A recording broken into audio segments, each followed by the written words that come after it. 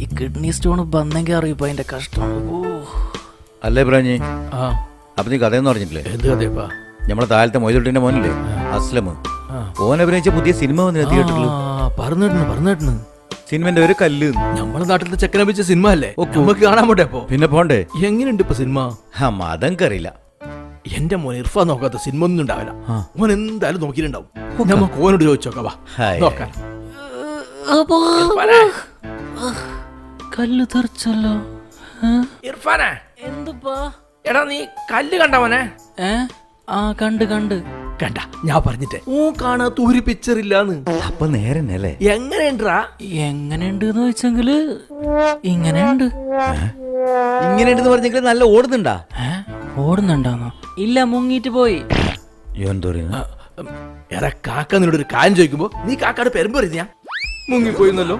പരമ്പ് അറിയുന്നോ? നമ്മൾ അസ്ലമിന്റെ പിക്ചർ അല്ലേ ഇത്? അതന്നെ. ഓ അതാ. പിന്നെന്ത് പിന്നെ ഞാൻ ചോദിച്ചത്? അത് പൊളി. തല്ലിപ്പൊളി എന്ത് അസ്ലമിന്റെ എന്ത് ഗുണം? അപ്പൊ പോണ്ട വേണ്ട, നമുക്ക് മനസ്സിലാക്കിയതാ.